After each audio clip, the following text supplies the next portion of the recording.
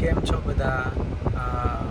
નવા વર્ષના Ram Ram, happy new year, happy Diwali અને જય સ્વામિનારાયણ, જય શ્રી કૃષ્ણ. આઈ હોપ બધા મજામાં હશો. તો હું આજે આવ્યો તો જીમ સવારે, મતલબ એમ તો બપોર થઈ, હવે થોડો લેટ ઉઠ્યો તો. કાલે અમે ગયા હતા બહાર, એટલે મૂવી જોવા ફ્રેન્ડ્સ જોડે. તો આપણે પછી જીમ પછી કેવું, મારે હું છે ને નટ્સ ને એવું ખાઉં છું. મારે સવારનો નાસ્તો એવો જ હોય, મતલબ આફ્ટર વર્કઆઉટ. તો એના માટે નટ્સમાં કેવું કાજુ ને બદામ, મતલબ આપણી, તો આ જો હું તમને બતાવું.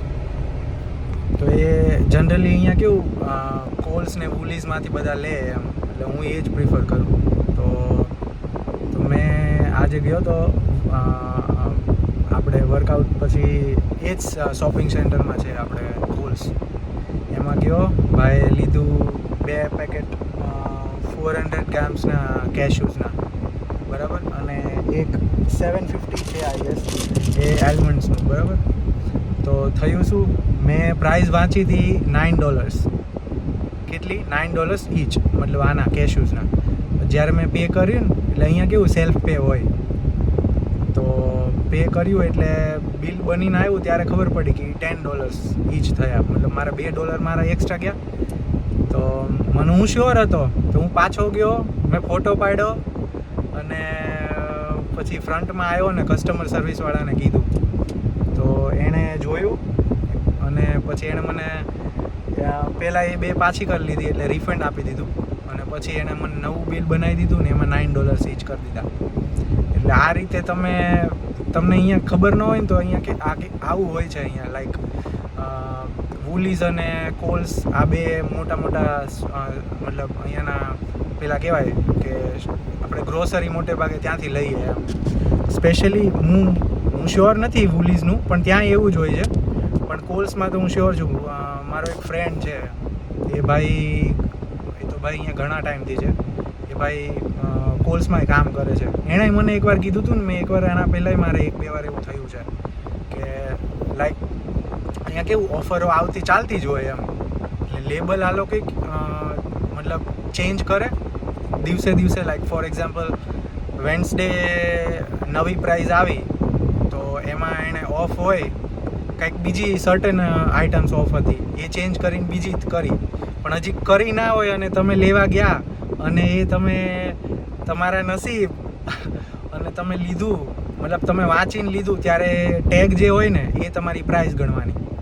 અને નામય સરખું હોવું જોઈએ, એવું નહીં કે તમે બીજામાં મૂક્યું છે એટલે સેમ નેમ હોવું જોઈએ અને સેમ પ્રાઇસ ટેગ હોવું જોઈએ. પછી તમે જ્યારે પે કરો અને ત્યારે તમને ડિફર આવે, મતલબ ઓછામાં તમને મળતું હોય ને, તમે એને કહો ને એટલે એ કરી દે. આ લોકોની એવી પોલિસી છે. એટલે એવું છે. આ એક કંઈ બહુ મોટી વાત નથી, પણ આવું તમે જાણવાનું થોડું ઘણું એમ, મતલબ અવેર રહેવાનું કે તમે જે લ્યો છો એ કઈ રીતનું છે. આવું છે ભાઈ અહીંયા. એટલે જેટલા મતલબ કદાચ નવા આવ્યા હોય અહીંયા આપણે ઓસ્ટ્રેલિયામાં, તો કદાચ ના ખબર હોય, તો મતલબ આ રીતે જોઈ લેવું. અને તમે જે $2-5 બચાવી શકો પોતાના માટે, બરાબર ને, એટલામાં તમે તમારું કંઈક બીજું લઈ શકો એમ. અને સિમ્પલ છે, આપણે કાંઈ ચોરી તો કરવાની નથી. અને અહીંયા હું છે ને, મને અહીંયાનું એક વસ્તુ બહુ જ એટલું ગમે ને, કે અહીંયા ઓસ્ટ્રેલિયાની અંદર કે કોઈ પણ તમે બીજા કન્ટ્રીમાં જાઓ, લોકો એટલા મતલબ પ્રામાણિક કે ને, એટલા બધા એમ. મતલબ અહીંયા બધું સેલ્ફ હોય, તમે કાઉન્ટર મતલબ બંને રીતે હોય, સેલ્ફય હોય અને પેલો તમે કોકના થ્રુય કરી શકો એમ, મતલબ કાઉન્ટરેથી કરી શકો. તોય પણ લોકો કેવું બધું સ્કેન કરે, બધું આઇટમના પે કરે ને પછી જ બહાર નીકળે એમ. એવું નહીં કે ખિસ્સા મૂકીને નીકળી ગયા એમ. એટલે એટલી તમારામાં પ્રામાણિકતા હોય ને, તો ભાઈ તો આપણો મતલબ દેશ આપણે એ રીતે આગળ વધારવાનો છે એમ. બાકી તો આવી જાઓ ઓસ્ટ્રેલિયા.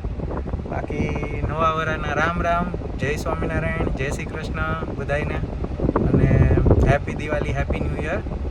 હાલો તો મળીએ.